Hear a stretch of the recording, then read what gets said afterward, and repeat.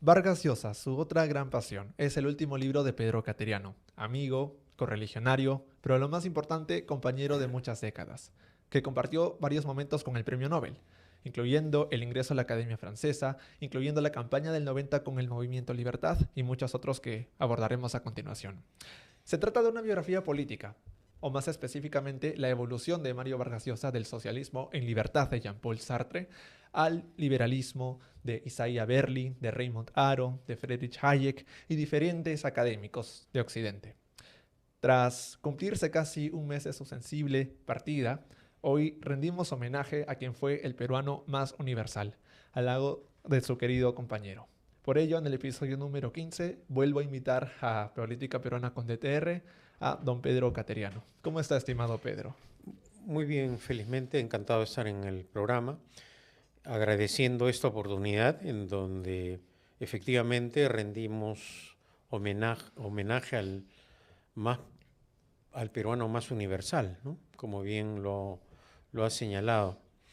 Esta es una biografía política, como también lo has comentado, pero no autorizada. Es, como también lo has sintetizado adecuadamente, un libro que pretende explicar al lector la línea de acción política de Mario Vargas Llosa a lo largo del tiempo y de su evolución ideológica. Obviamente, Mario no solo era un hombre de palabra, era de acción. ¿Y acaso este es el objetivo principal del libro, no? Estimado Pedro, usted escribió varias publicaciones a lo largo de los años, no solo el caso García, Sin Anestesia, hace poco la nueva edición de Peruanos del siglo XX, y ahora nos sorprende con la biografía no autorizada de Vargas Llosa. ¿Cómo así surgió la idea de escribirlo? Bueno, hace muchos años yo quise escribir un libro para dejar constancia de lo que había ocurrido en la campaña electoral, durante la campaña presidencial de Mario Vargas Llosa, para ser más precisos. Pero ese objetivo se frustró. Yo hice mi tesis doctoral sobre la campaña presidencial de Vargas Llosa, pero no pude sustentarla porque me ofrecieron ser ministro de Defensa.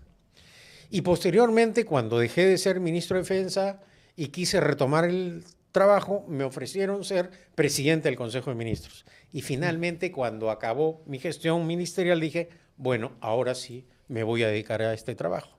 Pero cambiaron las normas legales en España y no pude sustentar la tesis. Adicionalmente hubo otros intentos, como por ejemplo, acabas de mencionar el libro de 20 peruanos del siglo XX, que fue una compilación de varias biografías con el auspicio de la editorial, del fondo editorial de la UPC, en donde yo ahí escribí el texto referido a Vargas Llosa. O sea que hubo intentos. Luego, ¿qué es lo que pasó? Hubo el reencuentro de Mario con el Perú y empecé a caminar con él, como siempre Mario muy metódico, teníamos la costumbre, los veranos que él venía a pasar en Lima, ir a caminar. Pero como acá fue otro el contexto, le comenté esto a uno de mis hermanos, a mi hermano Pablo, y me dijo, oye, pero ¿por qué no retomas y ya culminas este proyecto editorial de tantos años? Así que esas fueron, digamos, las razones y los contextos en los cuales se dieron este trabajo. El lector va a observar en esta obra no solo pasajes de su vida política, pero anécdotas que usted compartió con Vargas Llosa, como por ejemplo en el Club Regatas, tal vez en las calles de París o en alguna otra presentación internacional que él tuvo. Adicionalmente a ello, ¿qué otras sorpresas se pueden encontrar los lectores peruanos al ver Vargas Llosa, su otra gran pasión? Esta es ante todo una, digamos, invitación al lector para hacer una evaluación de los hechos, de la honestidad intelectual con la que actuó, tanto en su etapa socialista como su breve paso por la democracia cristiana y luego su adhesión hacia el liberalismo, ¿no? Cómo Vargas Llosa tuvo esa influencia de joven de su pensamiento guía de ese entonces, Jean-Paul Sartre, y se convierte en un escritor comprometido. Y cómo eso lo cumplió hasta el final de sus días, ¿no? fue un escritor absolutamente comprometido con la causa del Perú, un compromiso cívico. Y de alguna manera he tratado de explicarlo. Hay un capítulo, por ejemplo, que se titula Compromiso con el Perú, que son todas las posturas políticas, declaraciones, pedido de votos, críticas que a lo largo del tiempo, es decir, desde la década del 50 hasta las últimas elecciones generales, tuvo Mario Vargas Llosa, ¿no? Para tener también una visión general de ese aspecto, ¿no? Sí, en efecto. Y ahora, empezando por su primer capítulo, las primeras reacciones contra el autoritarismo, usted menciona la figura paterna, cuando lo conoció a Sí. los 10 años, y cómo es que Vargas Llosa ya se mostraba desafiante. Primero ante su opinión pública, por ejemplo, el respaldo al golpe de Estado del 48, pero también su figura restrictiva para su labor literaria, cuando le mete a Leoncio Prado. Exactamente, es decir, la familia Llosa era emparentada con la familia de José Luis Bustamante Rivero, y cuando da el golpe de Estado el general Odría contra Bustamante, el único que festejó el golpe fue el padre de Vargas Llosa, y eso lo afectó. Y de alguna manera ese reencuentro, o mejor dicho, no reencuentro, sino ese reencuentro con su madre, a él también lo afectó profundamente. A él ese primer contacto, porque a él le habían dicho que había fallecido su padre, ¿no? Que estaba en el cielo, y repentinamente un buen día su madre lo contacta. Y es a partir de ahí en donde él empieza a apreciar un autoritarismo del padre, actos de violencia que lo hacen huir de esa realidad a través de la lectura, de la literatura. Y es precisamente este acercamiento a los libros que lo transforma y lo convierte poco a poco en una persona con una vocación y amor a los libros y sobre todo a la literatura, ¿no? El autoritarismo también lo vivió en el Leoncio Prado, sobre todo porque vio una pluralidad de estudiantes, no solo de Miraflores, una pequeña proporción de San Isidro, pero también del interior del Perú, y cómo los cadetes nuevos, o mejor dicho, los que tenían más experiencia, trataban no tan bien a los buenos y a los nuevos. ¿Cómo fue esta Bueno, dinámica? fue el contacto con lo que se ha llamado el microcosmos del Perú. Y lo que señalas es correcto. Tal fue el impacto en él que luego esa experiencia que él vivió con esa intensidad en el Colegio Militar Leoncio Prado la volcó en esa magistral novela La ciudad y los perros. Es decir, fue un momento en la vida de Mario Vargas Llosa que influyó decisivamente en su forma de comprender al Perú. Porque algo que yo también he intentado en el libro es dejar constancia de esa gran capacidad que tenía Vargas Llosa para observar los complejos hechos políticos y sociales del Perú. Más adelante vamos a ver que no solo es del Perú, pero esa inteligencia privilegiada la transformaba luego en su obra literaria. Y ciertamente el reflejo de ese impacto en Leoncio Prado se da en La ciudad de los perros, ¿no? Menciona en su primer capítulo también que Vargas Llosa postuló a diferentes premios, sobre todo locales, en Lima Metropolitana, para escribir sus primeras obras, para desenvolverse y abordar la temática del autoritarismo.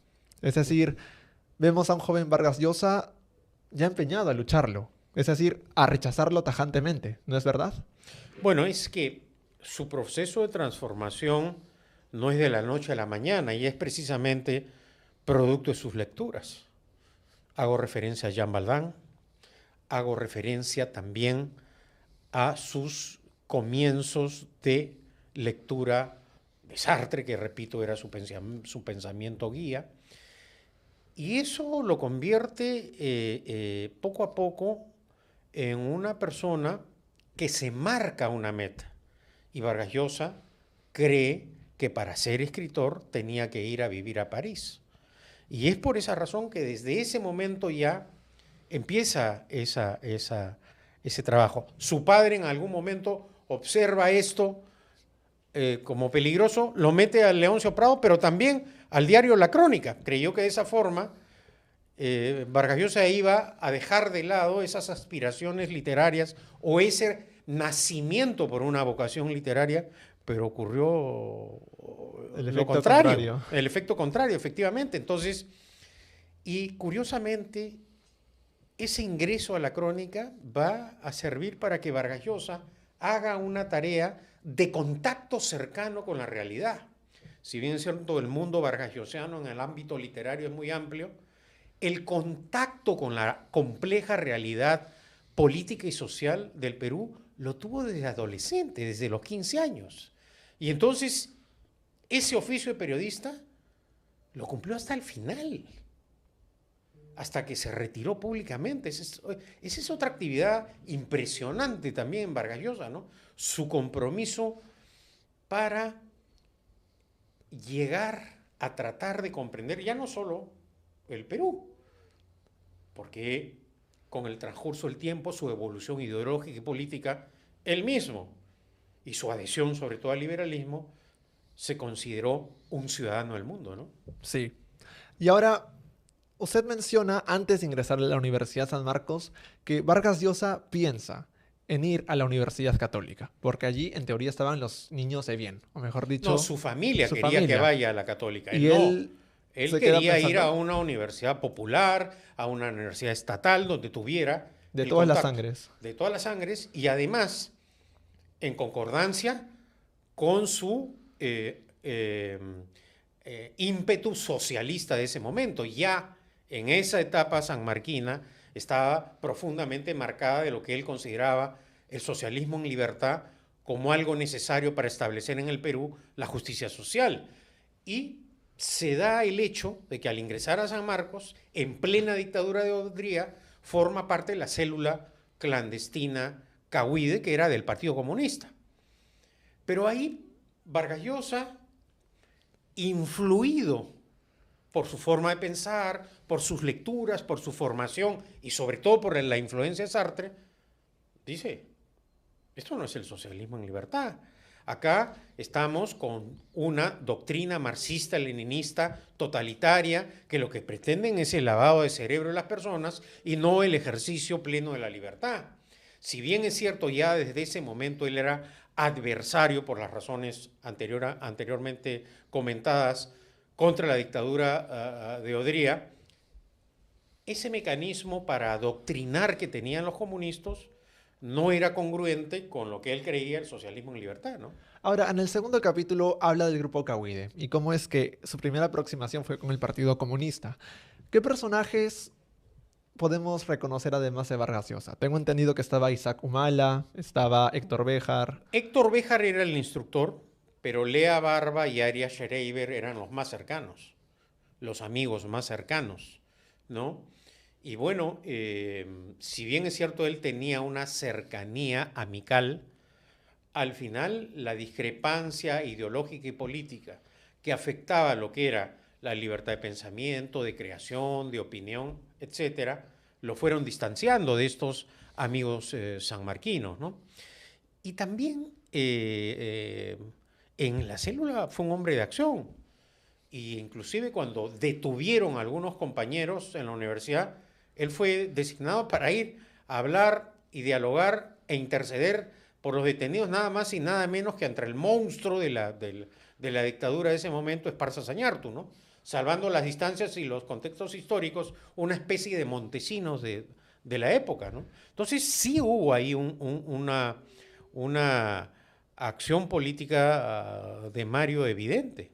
¿Cómo fue ese encuentro con el entonces ministro de Policía y Gobierno, la mano derecha? La mano dura, La es mano decir, dura. el salvaje de la dictadura de Odría, ¿no? A él le impresiona, por ejemplo, cuando abre el cajón y les saca y les muestra la hoja de papel con todos los escritos clandestinos que hacían y bueno, ese tiene tuvo naturalmente un impacto en él. Posteriormente también, toda la etapa del ochenio de la dictadura de Odría lo impactó tanto a él que va a escribir lo que dicen o lo que suelen afirmar los máximos especialistas o críticos literarios su novela total, Conversación en la Catedral, ¿no? Que va a ser, digamos, una de las novelas en el ámbito de lo que representa la dictadura más destacadas, elogiadas y recomendadas. Hemos visto en los últimos días, por ejemplo, cómo ha subido en ventas Conversación en la Catedral en las distintas librerías, ¿no? Y La Casa Verde también. Bueno, y en ese contexto, salvando también, mejor dicho, no en ese contexto, sino salvando las distancias y los diferentes contextos, otra novela magistral sobre la dictadura va a ser La Fiesta del Chivo, ¿no? Sí. Y también menciona en este capítulo que él apoyó una huelga de los Sí, trabajadores claro. de ferrovías, si no me equivoco. Exactamente. Vemos A eso un- me refiero a la acción política de Vargas Llosa, que se suele decir que él solo ha sido una persona dedicada a escribir, a los libros, pero no. Vargas Llosa ha sido, desde su adolescencia, juventud, siempre un hombre de acción política. No de acción política partidaria, pero sí de un trabajo permanente, ¿no? Claro. Y me parece que es en esta parte del libro cuando menciona a la tía Julia, o mejor dicho, cómo es que él inicia su primera relación. Y eso en parte creo que también afecta a su actividad política. Bueno, él se casa a los 19 años en medio pues, de un alboroto con la tía Julia y va a culminar la universidad y seguir su doctorado en España, donde escribe la famosa tesis Historia de un deicidio, que se dice es el análisis literario más importante que se ha hecho sobre 100 años de soledad. Y él ahí viaja ya casado con la tía Julia de España. Todavía Vargas Llosa no conoce lo que es vivir en democracia, porque de niño y de joven estudiante peruano estuvo los 8 años bajo la dictadura de Odría.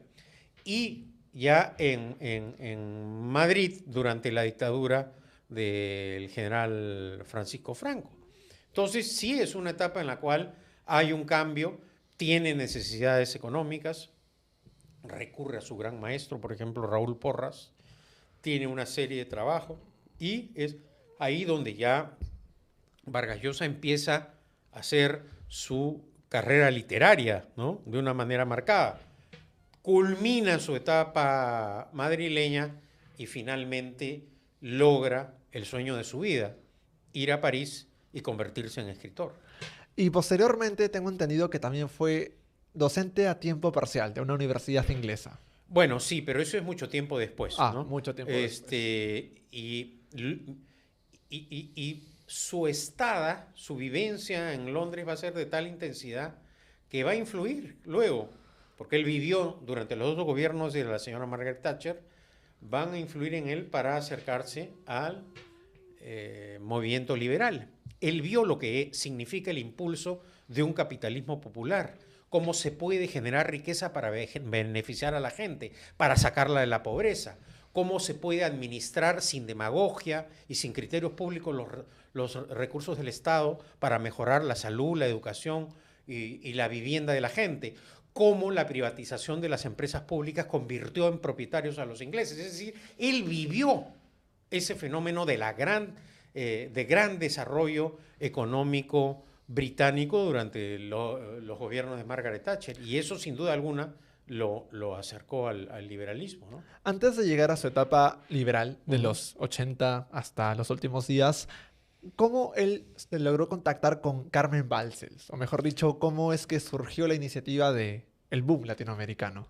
Bueno, él estaba dictando clases en una universidad en Gran Bretaña, y fue precisamente ya en ese momento el éxito de Mario no solo era literario, sino también se convirtió en un fenómeno mediático. Cuando gana el premio Rómulo Gallegos, ¿no? Escribe a los 30 y tantos años Conversación en la Catedral, ya era un fenómeno mediático, un intelectual, uno de los, además, con sus habilidades de polemista, de periodista, de lo que se denomina ahora opinólogo, era un actor del centro intelectual latinoamericano en el ámbito de la izquierda. Y entonces Carmen Balcells le promete algo o le ofrece algo que a él lo termina seduciendo. Le dice, tú tienes que ser escritor a tiempo completo, te ofrezco que te vengas a vivir a Barcelona solo a escribir. Y bueno, disciplinado como siempre lo fue Vargas Llosa, aceptó esa oferta de Carmen Balcells que le cambió radicalmente la vida porque tuvo a partir de ese momento la posibilidad de dedicarse a tiempo completo a lo que él amaba, la literatura, su profunda vocación. Y en un contexto en el cual surgen otros escritores como Gabriel García Márquez, ¿no es cierto?, que también en Barcelona precisamente porque en esa etapa también estaba García Márquez, forjan una relación de amistad y de admiración literaria también, ¿no? Tengo entendido que Carmen Balcells se acerca a su domicilio de Vargas Llosa, sí. le plantea y él por un momento no está seguro, él lo piensa. Y Patricia, su esposa, apoya el hecho, ¿no? Sí. Sí. Y Has leído bien el libro, ¿eh? la pasión por el premio Nobel fue sigue siendo uno de mis más grandes líderes en la política peruana. Pero bueno, vamos al capítulo 3, la Revolución Cubana. Esto es prácticamente un examen de grado el que me estás haciendo públicamente. Bueno, para los estudiantes sanmarquinos, si desean entrar y saber más de honoris causas. La Revolución Cubana en su momento fue el fenómeno ideológico y político que impactó, que transformó, que conmovió a América Latina. Hoy en día podemos afirmar con toda certeza que ha sido el fenómeno político e ideológico más dañino, que más destrucción, que más sometimiento a la gente, que más actos criminales ha cometido. Pero en ese momento, Vargas Llosa creyó que finalmente, adhiriéndose a la Revolución Cubana de Fidel Castro, se iba a lograr el socialismo en libertad y se iba a establecer la justicia social en América Latina, ¿no? Y esa fue la razón principal por la cual apoyó a la Revolución Cubana, ¿no? Menciona que Vargas Llosa viajó hasta 5 veces a La Habana. Uh-huh. En la primera, en calidad de periodista, en las siguientes, en calidad de invitado del propio Fidel Castro, y la última creo que ha sido la despedida, el punto final. ¿Cómo fue su relación? A ver, él empieza a advertir ciertas cosas que consideraba condenables. Por ejemplo, Fidel Castro ordenaba la detención de los homosexuales y los enviaba a una especie de campos de concentración que en ese entonces se llamaban las UMAPs. Eso eso lo condenó. Pero luego se da un hecho de dominio público. Ya la Europa oriental estaba totalmente controlada por la Unión Soviética, la dictadura comunista que imperó en la actual Rusia, ¿no es cierto? Y entonces ocurre un hecho impactante. La Unión Soviética invade a Checoslovaquia y aplasta al pueblo checo con con la conocida Primavera de Praga, ¿no? Esto produce un impacto tremendo en Vargas Llosa porque él ya había estado ahí y consideraba que en Checoslovaquia Dubček estaba impulsando el socialismo en libertad. Y entonces él se atreve a condenar públicamente esa invasión. Ojo, ¿en qué contexto? En un momento en el cual ya se estaba construyendo el culto a la personalidad de Fidel Castro, y Fidel Castro, que no obtenía resultados económicos, dependía políticamente y económicamente de la Unión Soviética. Y entonces es la primera discrepancia pública, y él claramente establece esta diferencia en un famoso artículo titulado El socialismo y los tanques. Ciertamente Vargas Llosa no tenían ninguna simpatía por el modelo totalitario y abusivo de la dictadura soviética. Él había tenido la oportunidad de estar en Rusia, apreció, por ejemplo, la persecución a los escritores, algo incompatible con su manera de pensar, ¿no? Y bueno, todos estos hechos poco a poco le fueron abriendo los ojos. Y algunos que no eran muy conocidos, como por ejemplo, gana el premio Rómulo Gallegos y le sugieren que el monto del dinero obtenido lo donara a la causa de la revolución, que lo anunciara públicamente, pero también simultáneamente le decían por lo bajo, no te preocupes, que te lo vamos a devolver. Entonces eso también lo hace pensar a él, ¿no? Este es el proceso de justicia social que estoy apoyando.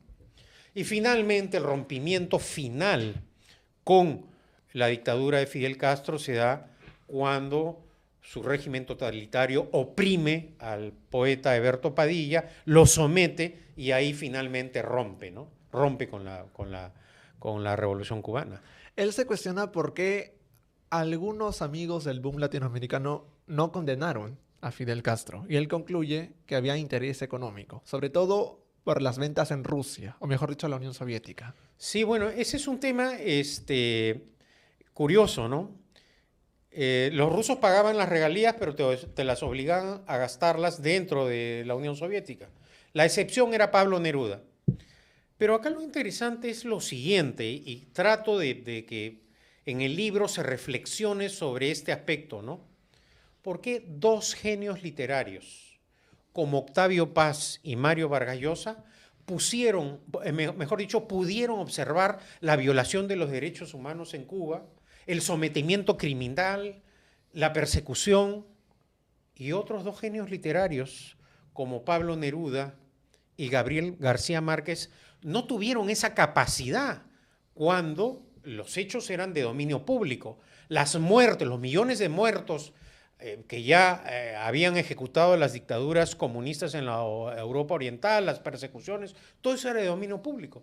¿Por qué los otros genios no tuvieron esta honestidad intelectual?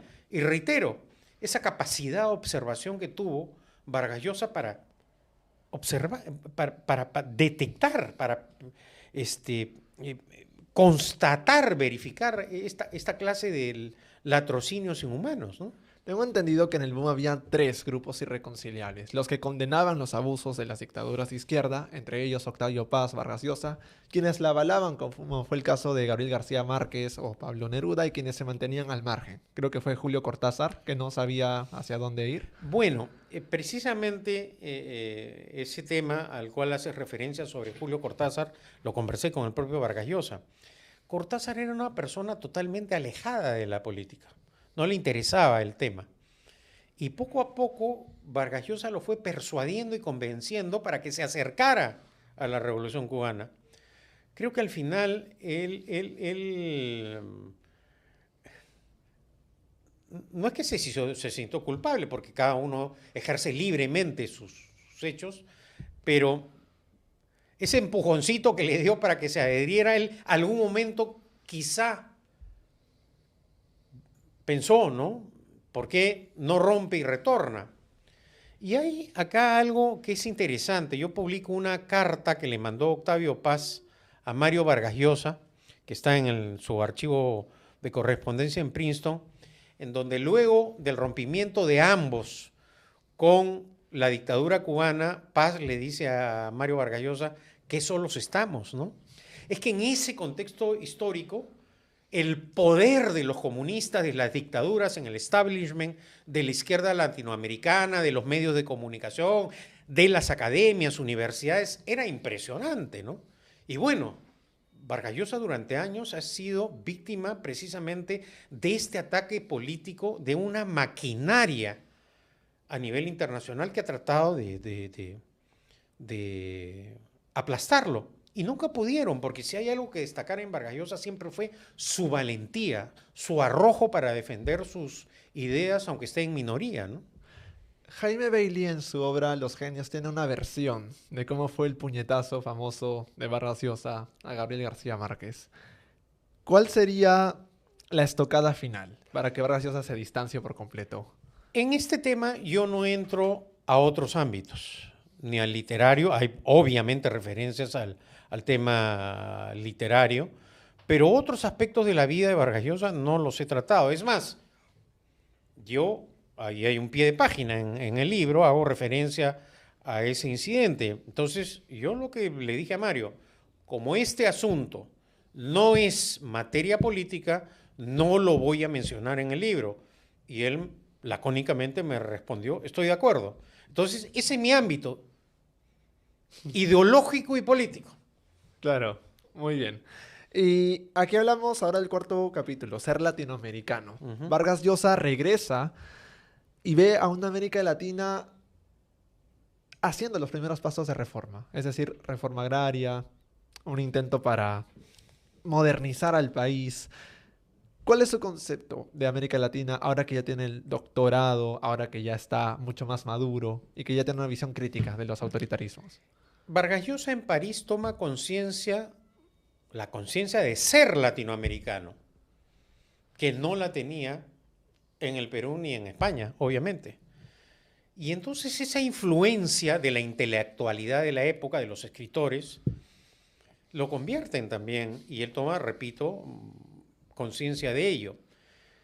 Y le abre un mundo distinto, otra visión, le amplía la capacidad para observar la complejidad política e ideológica también de América Latina. Si a eso le sumamos el contexto en el cual se estaba dando este fenómeno ideológico y político de la Revolución Cubana, es decir, ahí había efervescencia en esa intelectualidad de la izquierda latinoamericana y de los escritores que vivían en París, ¿no?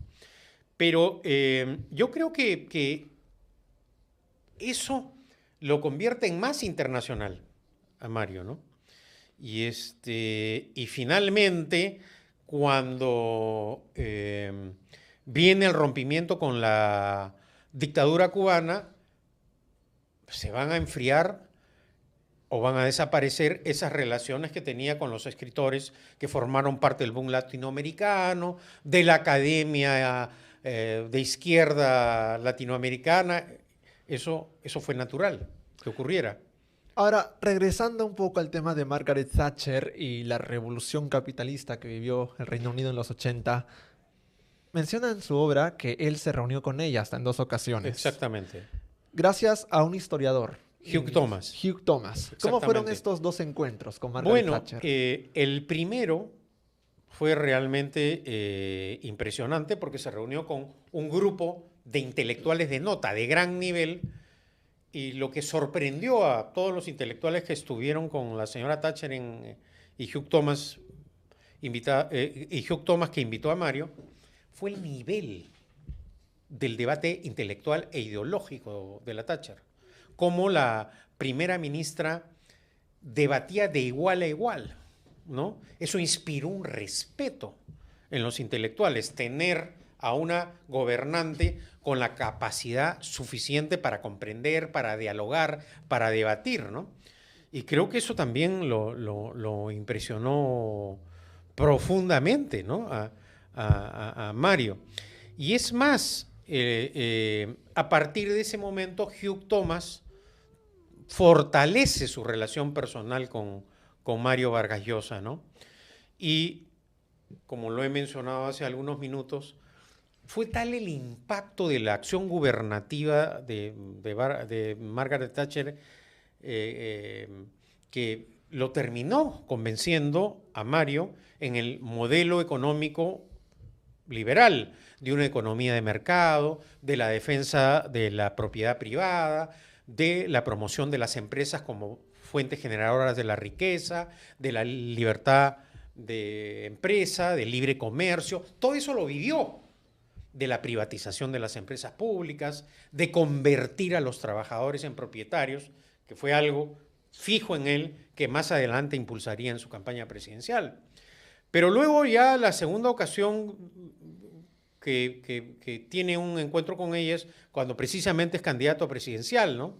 Y bueno, no fue un diálogo tan largo como el que tuvo en la época de la cena. Fue en el 89, ¿verdad? Exactamente. Y luego, cuando muere Margaret Thatcher, Mario Vargas Llosa le envía un arreglo floral con una dedicatoria realmente conmovedora, ¿no? Por supuesto. Y ahora, en el 5º capítulo se habla de los derechos humanos. Y cómo es que Vargas Llosa, no solo en el caso Padilla, pero también en la firma por causas humanitarias, como por ejemplo con Simón de Beauvoir, con François Jean-François Revel. Jean-François Revel, exacto. Y otros notables académicos a favor de los derechos humanos. ¿No es Bueno, verdad? es que esta es la parte, acaso, incomprendida, tergiversada, caricaturizada de Vargas Llosa, ¿no? Él a lo largo de toda su vida ha sido un defensor de la causa de los derechos humanos. Y en este capítulo lo que trato precisamente es de explicar cómo él, a lo largo del tiempo, siempre ha sido un defensor de la causa de los derechos humanos. En el caso del Perú, ¿no? Desde los casos notorios como, por ejemplo, la matanza de los penales. La matanza de los penales, en donde se ejecutan extrajudicialmente a prisioneros rendidos. O el caso Ushurajay, donde la izquierda presionó para que Vargas Llosa acusara a los infantes de Marina como los causantes de la muerte. Y él defendió la verdad. O toda la etapa de la lucha contra el terrorismo, cuando Fujimori da el golpe de Estado, y él, como lo planteó en su campaña, decía que la única manera de enfrentar al terrorismo era aplicando la ley, es decir, respetando el orden jurídico. O cómo, de una manera repentina, a la persona que hizo uso del poder lícitamente e ilícitamente para impedir que llegara a la presidencia de la República, le acepta llevar adelante el Museo de la Memoria, ¿no? Entonces sí han sido aspectos de una participación activa en el caso peruano de defensa de los derechos humanos, ¿no? Cuando Belaúnde convoca a Vargas Llosa en febrero del 83, él pone una condición, que le dé libertad. Mejor dicho, para que él escoja a los encargados, a los técnicos. Ministros. Exacto, para investigar Para formar el un caso. gabinete, ¿no? Sí, No, te refieres a la Comisión Ushurajay. sí, a la Comisión Exactamente. Uchuracay. Entonces, el trabajo que él hace en Uchuracay fue criticado evidentemente por la izquierda, sobre todo el diario del Marca, y particularmente hay un juez Ventura llamado Guaigua. Hermenegildo